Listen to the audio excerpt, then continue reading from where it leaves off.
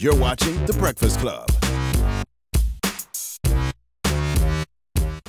Morning, everybody. It's DJ Envy, Angela Yee, Charlamagne the God. We are The Breakfast Club. We got a special guest in the building. Mayor Tallahassee, next governor of Florida. That's right, Andrew Gillum. What's up, man? How Welcome are you? Back. Good to be back with y'all, including, a brother from Hampton. Still representing FAMU today. How close are we to Election Day? Man, August 28th is the primary election. Okay. And we're actually here on an interesting day because we just got our fifth opponent in the race. Another millionaire. Actually, he's a billionaire. So it's 4 millionaire billionaires and me. Yikes. Running for the Democratic nomination for governor of Florida.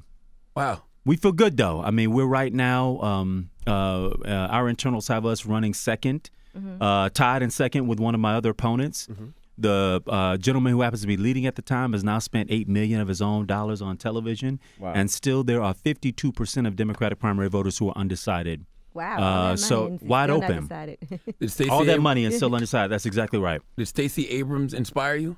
Absolutely. Stacey is Stacey's my sister. We have prayed together many mornings. As you can imagine, Charlamagne, this is probably one of the loneliest experiences that you can have is running for office, and everyone's calling you anything but everything but a child of God, and you've got to get up every single day persisting, trying to make your moves. But the fact that sister in Georgia won with over 76% of the vote in a state like Georgia in the South, this is the beginning of something I think pretty powerful. Do you think her strategy of catering to a specific base, black people, you think that's a healthy strategy? Well, I mean, I think we got to recognize what the demographics are in that state, right? Yeah. I mean, this is a state where you've got, as she identifies, over 100,000, 400,000 it may be was her stat, black voters who are eligible to vote but have not registered to vote.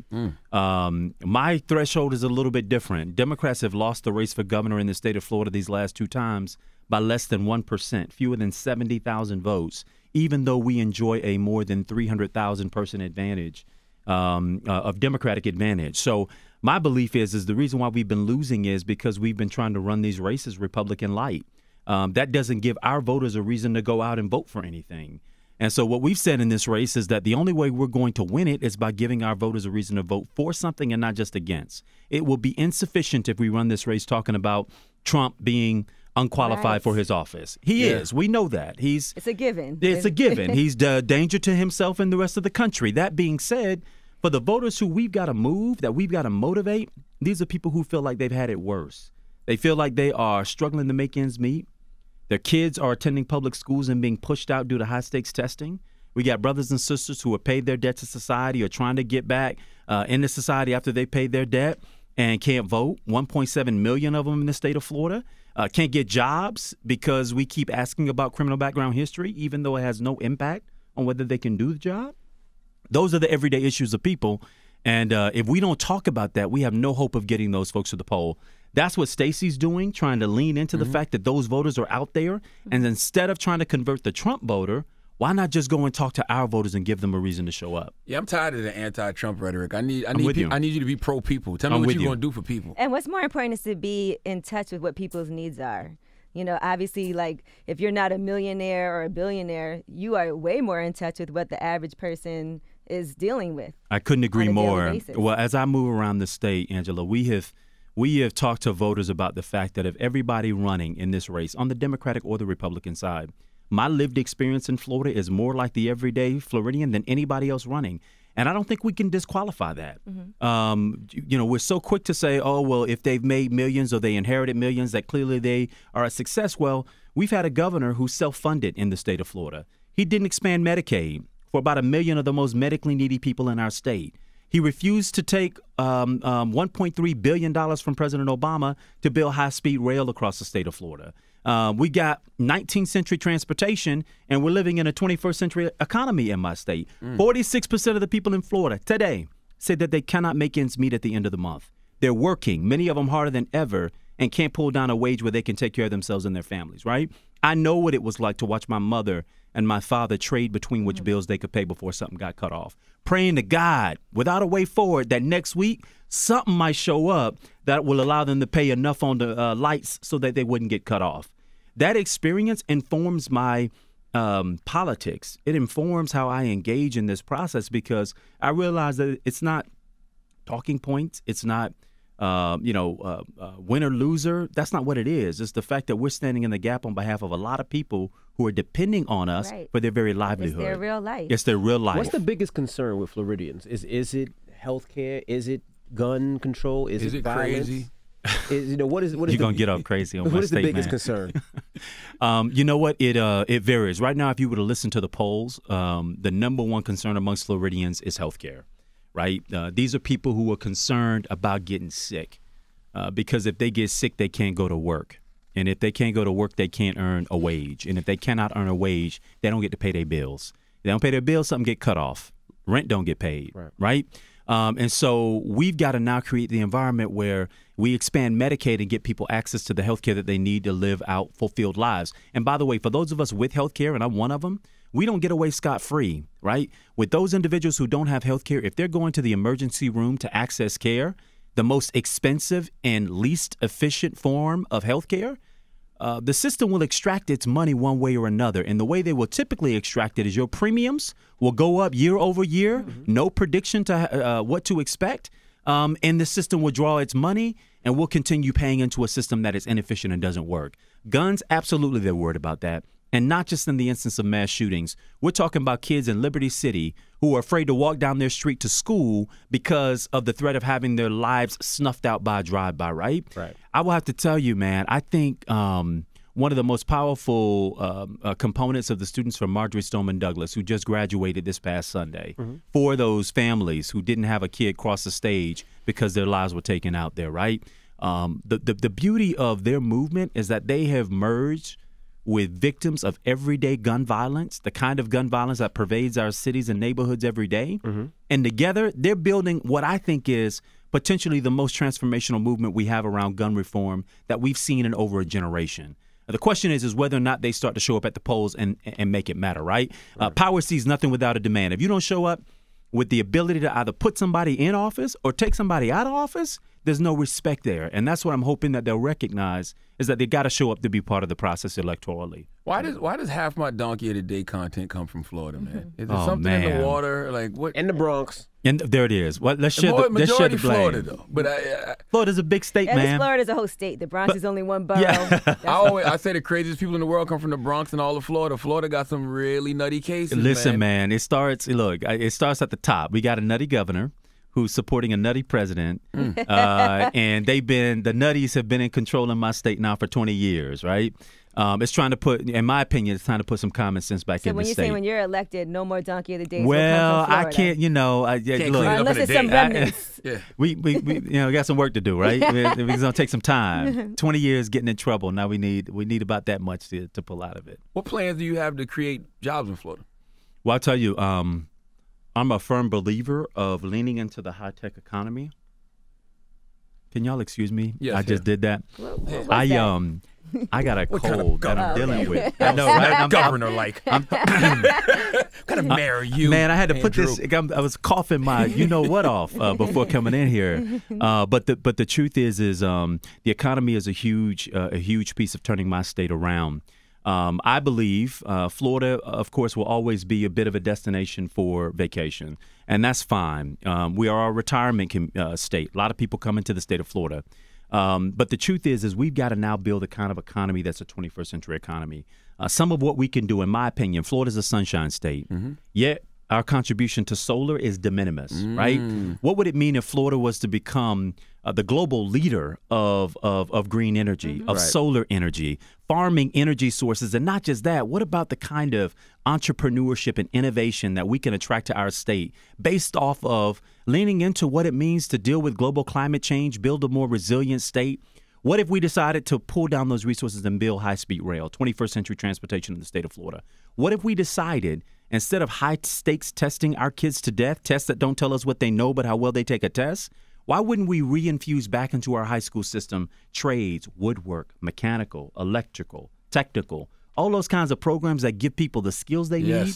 That way, when they get out of high school, they can get a job, they can monetize that skill, pull down a wage where they can take care of themselves and their families. We've neglected that. I don't know about here in New York, but in Florida, you try to get a plumber to meet your schedule, right? Get to your house when you're there and available. You won't be able to. Why? Because they're in high demand, and we have not filled the pipeline of workers. Try to fill a hole in your roof. Man, I've been saying roofing is difficult. I've been saying that for the past 3 or 4 years. Real. They don't teach these kids trades anymore. No trades. Trades that you can learn these trades and start making money immediately. Immediately. And good jobs, right? We're not talking about poverty wages. We're talking about people who are their own bosses in some cases. They're pulling down 50, 60 grand a year. That's a good living. We put stigma on people who work with their hands. I grew up in a household where people work. My daddy was a construction worker. Mine too. Right? And by the way, he don't think I'm working unless I'm sweating. I mean, if you're not sweating, you're not doing real work. I'm like, Daddy, I'm exhausted. My daughter asked me about these yesterday. She asked me about this yesterday. What is a callus, right? And I'm like, man, I've had this since I was working with my pops when he was in construction. I'm telling you, my dad and my mom both. My mom drove school buses. And I have to tell you, between the two of them, they exampled two of the hardest workers I've ever known, even to this day. My mother still works, right? She contributes into my campaign between $5 and $20 each month, right? And she gonna call me when it's auto deducted to make sure the package got to me, right? She want to know if it didn't get sucked away by somebody else. I'm like, Ma, we got the package. My white staff was very confused when they first heard me say, did my mom's package arrive? They're like, what package, Mayor? I'm like, it's code for money. I saw a program that they were doing in Atlanta, right? Yeah. And this is in response to all of the issues with police brutality. Yeah. And what they're doing is they're offering, I think, police officers money, like a stipend, to come and live in the community.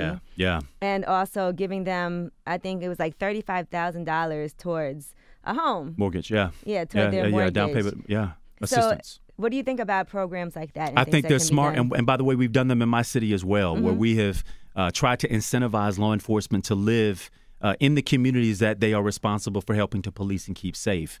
There's a huge disconnect, between in too many of our communities, between law enforcement and the communities that they patrol, not just in where they live, but also in representation. Right? We're not recruiting enough people of color into this field, people who come from these backgrounds and experiences. As all of us know, a threat is in the eye of the beholder, right? In Trayvon Martin's case, he came up on a vigilante who was able to get away with murder because he was able to convince the jury that he felt sufficiently threatened by Trayvon Martin, right? And so it's important that we have law enforcement that reflect the lived experiences of the communities in which they're charged to serve. But I actually believe that we've got to go a little, deeper with regard to how it is we're training law enforcement as well. The cultural competency that's really necessary in order to interact with diverse communities. I think it would be an important goal in our state that law enforcement began to reflect the diversity that makes up the communities that they police. Is it possible for? I'm sorry. No, please. That's it. That's an important value. Is it possible for a leader, a governor or a mayor, to be on the side of the police and the people? I do believe that. Absolutely. I think the police should be the people. They should be the people, and that's the point you raise, right? But when they're not. When they're not, you have to hold them accountable. And the truth is that they don't. And I've been criticized. I didn't get the police union's endorsement of my race for mayor when I ran. I won with 76% of the vote, but they didn't endorse me because I was very critical of a particular incident that took place. And my only point to them is that you ought to join with me in calling out bad behavior. 100%. It's a stain on your profession. It creates distrust between you and the communities in which you're charged to serve. And so when I call them out, instead of beating me up, saying I'm anti-blue and anti-police, join with me and say we all stand against bad policing. That it's bad for the profession and it's bad for the community. The only way they can be effective in their job is with the trust and the full faith of the communities in which they police. They carry on their waist belt the power of God, right? They're the only ones that we charge with that responsibility. And so with that responsibility comes heavy weight. They do an important work. They go out into dangerous environments and situations unknown about what the person that they may encounter intends to do to them or against them. I get that. It's difficult. And we should pay them for that difficult work. But next to that, it doesn't allow you to act recklessly and with reckless abandon in so discharging your responsibilities for law enforcement. But it seems like, and this is maybe something that we have to work on too. It seems like no matter how many times we complain about a certain officer, it seems like nothing ever happens. And we've all had aggressive cops, and cops that speak crazy and talk crazy, but it seems like nothing ever happens. Almost like the policing of the police is bad. Yeah, well, I mean, DJ Envy, I think all of us can point to the examples of where we've seen cops go free, not held accountable for their actions. It's one of the reasons why the citizen's voice in the process is so important. These videos that we've been seeing, and I often ask myself every time I see a new one, is like, did they not watch the last one? Like, to continue to act with contempt toward people and treat people any kind of way as if we're not in the 21st century and it will be caught on camera is most concerning to me. But I think we got to keep the pressure on. Citizens have to keep speaking up. People of goodwill, whether you're the one on the opposite side of that aggression or whether you're a bystander, it's really important that people continue to capture these moments, both positive and negative, until we can wrestle away the power back to the people, where these folks feel accountable to us, where they have to answer to us, and also show them support when they do good for our communities. The entire narrative of law enforcement is not bad. In fact, it's in many cases overwhelmingly good, except the examples that we see are the ones that anger us the most, and it's more frustrating when we're the only ones calling it out. It would be really effective, in my opinion, if these law enforcement entities would join with the community and saying, you know what, we have zero tolerance for bad behavior. We have zero tolerance for people who take advantage of their positions. And by the way, this is without regard to race. I've seen black officers and officers of color act with impunity toward the people that they served as much as I've seen white officers do it, right? And so this is not a color thing. This is really about that blue line 100%. That gets drawn and the responsibility that is had on both sides to really address this issue of responsibility and with people at the center of what we decide. There are no lines here. There's what's decent and there is what's right. And all of us on both sides that ought to be for what's decent and what's right. You said the police officers have the power of God on their ways. Y'all recently gave that power to the teachers too, though. Well, not in Florida. I mean, they tried to, but that bill didn't pass? Not the teachers, but they did allow for personnel to do it. And let me just say, I do believe that we ought to have school resource officers on our campuses. 100%. Right? I do believe that we should do everything that we can on our campuses until we can bring to heel the ubiquitous access to guns in society. We got to make sure that our kids can go to school and feel safe under the protection of school resource officers. The line I draw, because I think the mandate for these folks has to be clear. What we don't want to have happen is, because you now have law enforcement in schools from kindergarten up to 12th grade, that now situations where young people would normally go to the dean of students or to the principal or be subject to corrective action on the campuses now becomes a criminal violation where we're handcuffing and arresting our kids and moving them through the criminal justice pipeline for being a kid, right? I mean, all of us know people. We may have been those people ourselves that misbehaved in school, and the penance wasn't you're arrested and now you have a criminal background, right? There wasn't detention. It was detention or having lunch, not that detention, but the other, right? You having lunch with the principal, that was a punishment. You got, and by the way, I'm not a fan of out of school suspension either. I think the worst thing you can do, absolutely, let them have a sit down and sit down. And by the way, we're not going to reward your bad behavior by saying you get to stay home from school for 10 days. Right. You're going to come to school. You're going to get your lesson. You're going to learn. You're going to be responsible for taking those evaluations in school and making sure that you have your butt in the seat. Right. This idea of just sending folks home is far too excessive. It's too easy. I preferred going home. I'm not going to lie. I know you did. ISS. I know, and as a kid, most of us would have preferred that. Unfortunately, that's right. But if you miss 10 days, you are expelled, or you got to repeat the grade. And you're behind. You're behind. So it doesn't help, right? It doesn't help us. So when can the people come out there and vote and make sure that their vote counts? And where can we go online? I know people need to donate. Yeah, man. First of all, did it help any when you was here last time? It helped tremendously. I'm telling you, y'all. First of all, if you didn't know about your reach, I just want to reemphasize. I could be in the Walmart at the gas station, and it doesn't matter what part of the state I'm in. People are like, dude, you on the Breakfast Club. Oh, you Bakari Sellers. I didn't go there. Yeah, oh, there's that too. What you get that too, or you said that about me? I was telling Angela Riders last week, because I'm like, they look like they could be brothers. I swear to God, people think I'm on CNN. That's funny. I'm telling you, they're like, how you going to be Governor N on CNN? I'm like, I'm not on CNN. They'll say, I liked you on CNN. I'm like, thanks, Brother Bakari. And I saw y'all had him here a minute ago. But as I said before, I still am the only non-millionaire running for governor. And I wear it as a badge of honor that I hope that through our campaign, we are exempling that regular, everyday people who have a passion for their communities, a willingness to serve, prepared to square their shoulders to the challenges, can run and represent their communities effectively. That being a millionaire or inheriting millions is not, in my opinion, a prerequisite for being able to serve the people of your state. So where can they help and donate? We want them to go to andrewgillum.com. Please go on, contribute.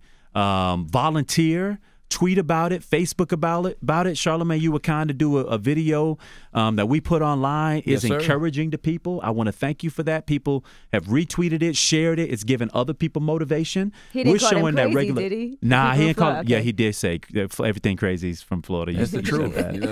We didn't edit it out. Elect one of the few crazy people in the state. Oh man, now how do we know he's not crazy? Right? The less crazy of the crazies. Goodness. But nah, I mean, I appreciate this opportunity. I appreciate this platform. Spell the name for him, just in case. Andrew, last name Gillum. That's Gillum. Andrew Gillum. I'm the current mayor of Tallahassee, Florida, Florida's capital city, and am a candidate in the Democratic primary for governor of the state of Florida. The election is August 28th, and you can vote by mail or early voting up to as many as 30 days out from the election. And I encourage people to donate money. I've donated money as well. I'm planning to donate money again. I just feel like it's such an influx of black people running for governor. Look, man, we're not taking back seat anymore. For so many of us, in Stacey's case and in my state as well, we've been watching our party put forward these candidates that off GP, off general purpose, we know that they aren't exhibiting the energy and the passion and, quite frankly, talking on the issues that are most relevant to our communities, and they make it to the general election and we lose.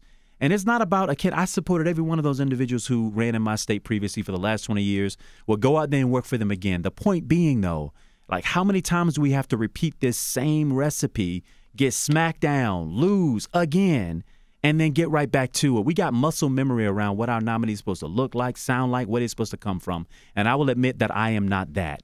But I will tell you this much. If we keep treading on the same plan we've been doing, we're going to keep getting the same thing that we've always gotten. And in my state, those are losses for 20 years. We can't afford it, not for the candidates, but for the people who we're standing in the gaps on behalf of. That's who can't afford us losing. The kids who are being told they attend failure factories, right? The folks, almost half my state, who can't make ends meet.